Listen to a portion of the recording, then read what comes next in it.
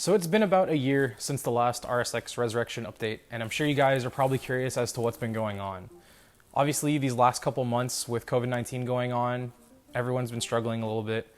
It's actually given us time to get back on board with this project, start getting the ball rolling, since we're at a good stopping point with roller skate and 68 is almost done.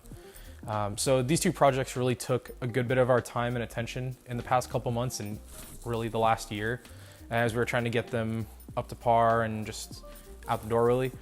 As far as the RSX goes, we finally got suspension. We got Todd's camber caster plates, which you guys have seen before. And on top of that, we got the sound deadening from all the floor out of the car. Why did we do this? So the sound deadening itself is a big chunk of weight. You have some up against the firewall, you have some adhered all to the floor of the car. And all of this is basically dead weight. Race cars are noisy when you're going around track, whether that be from the engine or from the road noise or rocks tinging off everything. So a lot of this stuff is really useless in my opinion. But on top of that, we had to take it out because we're sending the car off for a full cage. I know I talked in the last episode about it trying to be a bit more budget friendly, but with it sitting for so long, I've kind of come to the mentality of just wanting to do it once and do it right. I understand the motor will probably evolve eventually, suspension will evolve, but safety is something you don't want to skimp on. I was originally going to go with some kind of Autopower roll bar, and Autopower is a fantastic company. We do sell them. We have used them in other cars prior for customers and things like that, and they're a solid roll bar, especially for someone that just wants to bolt in and go.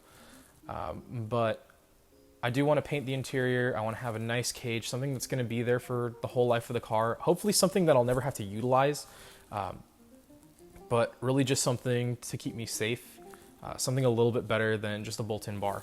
And like I said, one and done, get it over with, do it once and do it right. Outside of that, like I said, BC coils, they are here. Thank you to Mark for helping with this project.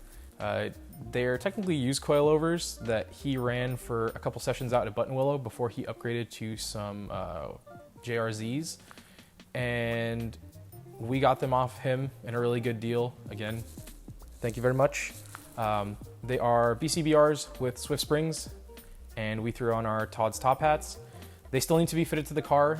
We're doing that after the car gets back from all the cage work, just to give them plenty of height, and that way we don't really care if we get overspray on the shocks or anything, or weld boogers, things like that. Once the car is back from the cage, we're gonna finish up any little bit of interior work that we have left. So little pieces of sound deadening here and there, filling up any unnecessary holes. And on top of that, just getting ready for it to be primered and sprayed a really nice gloss black. I know a lot of people tend to do primer. It was something I considered, but at the same time, it seems just like a little bit of a pain to me. I kind of like the idea of one color all throughout the car. So it's more than likely going to end up with gloss black. Outside of that, once the cage work is done, we really hit the ground running. So after that, we're going to be pulling a lot of the swap stuff and wiring. We still have a tiny bit of wiring to eliminate on the interior. The sunroof still needs to come out, and a lot of just the creature comfort sort of wiring. But yeah, the swap is going in very soon. We'll have more details on that. We did source a Toda oil pan with a baffle in it, so we don't have to worry about any of that stuff. Kenneth, who is really the original owner of this car, him and his brother were the ones that have had it for a very large majority of its life. This was Kenneth's first car and sort of our culmination of two first cars, since my RSX was my first car. And now that heart will obviously live on in here. And so it's just really cool. So he gave us an ASP header that we have off camera for now. That will be going in the car. We do have to fit some sway bars and stuff around that because that is a big boy header. But yeah, I figured it was time for you guys to see an update on this car, really. I wasn't very happy with the last episode, especially the way it was filmed, let alone the progress that was being made.